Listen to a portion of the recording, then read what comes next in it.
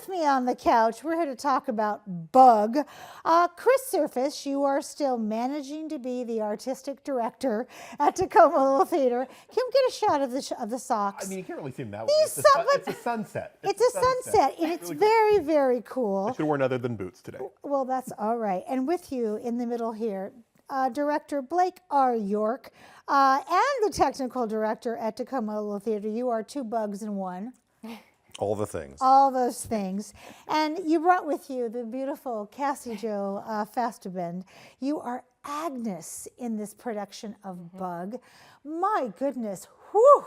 It's good to see you again, and this is a heavy, lofty role that you have been awarded to play. Let's get to it, shall we? So, Blake and Chris, Bug. It's not the Disney Bug. It has nothing to do with that. It is not A Bug's Life. It's not A Bug's Life. What made you pick this title to be a part of this season? Blake, you go first. I have wanted to direct it for almost 20 years now. Wow. And I was supposed to direct it long ago, and it fell through, and it's always been on my short list. And finally, Chris was like, so what show are you interested in? And I was like, well, finally. How much can we do? How much can we do? So, Chris, how much can you do with Bug on stage? we always live by the adage that we are going to give you the theater you want to see and the theater you didn't know you want to see. Thank you. And I think Bug falls under that category. It's theater you didn't know you want to see. It takes you to a line. It pushes some boundaries. Yes. But it really is a well-constructed show. I had the good fortune of seeing it on the contest circuit a few years ago. Both Blake and I saw it, and we're like, yeah, this is a really good show. This is it. And, we've been very upfront with our patronage about the fact that this is an R-rated show. This is not bring your 5-year-olds to this show. It is, you need to be ready for adult subject matter and adult content. And so there is a warning on this piece. So in order for people to understand the warning, Blake, what is the show about? It's a love story. Okay. And there's bugs.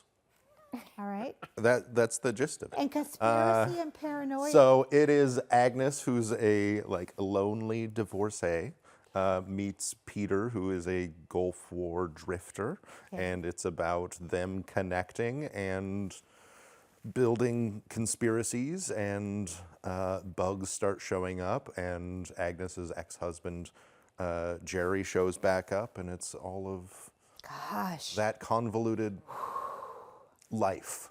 Thank you. I was like, this is life. This is not fantasy on stage. So remember that when you buy your ticket.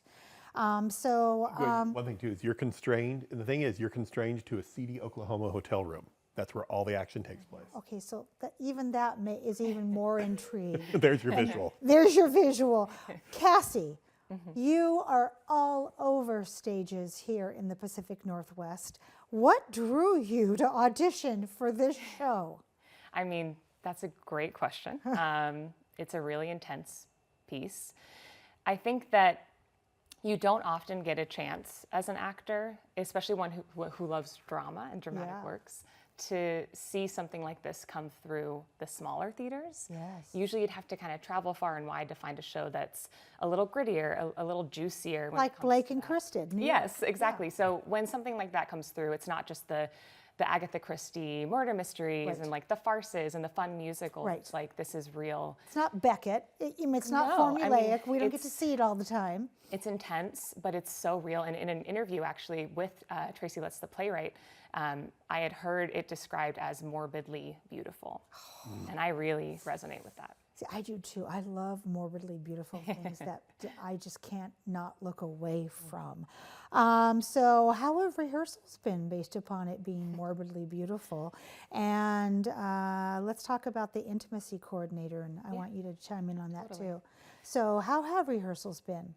Rehearsals have been awesome, I would say. I mean, my castmates and I feel really exhausted emotionally and physically after most rehearsals, but I have been so supported, and we have been so supported by TLT, by our director, by our intimacy person, and we just feel like we've become this really strong unit as a cast, constantly checking in on each other, constantly running our lines, constantly checking our props together, just to make sure we go as smooth as we can. Right. It's been a really supportive process. Blake, as the director, let's talk about that intimacy coordinator. Why?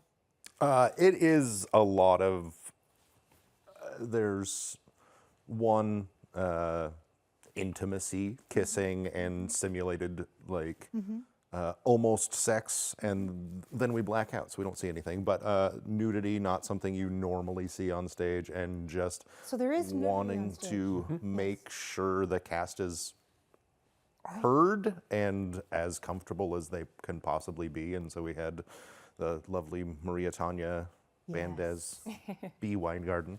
I always forget the B, but That's all right. got it all in. And she was great to work with, and worked through all those moments with the cast. And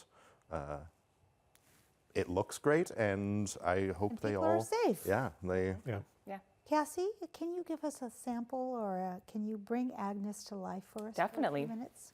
So I do have my script here. Go right ahead. Lisa. And I do have a piece of the text that I'll share with you. When I think of Agnes, I think of somebody who we have either all known or have been experiencing intense hardship, intense grief and loss and loneliness. So she describes herself in this one monologue, and I'll just read you this. Please do. She says, "Not like I got a lot to say, lest I talk about misery. But who wants to hear about that all the time? I don't. I just get sick of it. My lousy life. Laundromats and grocery stores and dumb marriages." So I think taking that tiny little excerpt, I don't want to reveal too much, of course, you've got to come see the show, but I think her sense of community is just so not there. She turns to substance abuse for numbing, for distraction.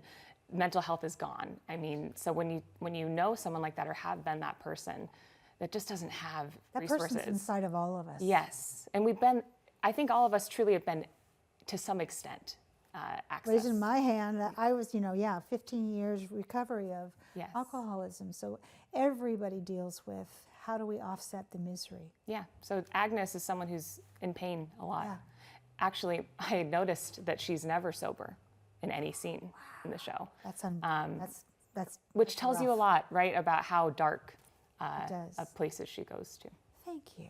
Boy, that gets the big T word out there. It is triggering. Yeah. What we're going to see on stage. What else is coming up at TLT, Chris? We have a few things. We are in our board recruiting process, so we're having boards with the board, Okay. which is a little charcuterie. You can come and join the board and learn about possibly being on our board and going through that membership process.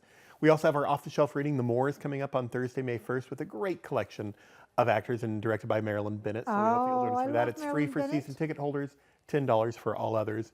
And then when we come back and talk about Rocky, which is our next show, which opens in June, we will tell you all the great shows coming up next season. All right. At Tacoma Little There Theater. it is. Thank you, all three of you, for being here. And I'll see you at Fifth Row Center. We have much more to come. Oh, Seattle Men's Chorus coming up. You don't want to miss that.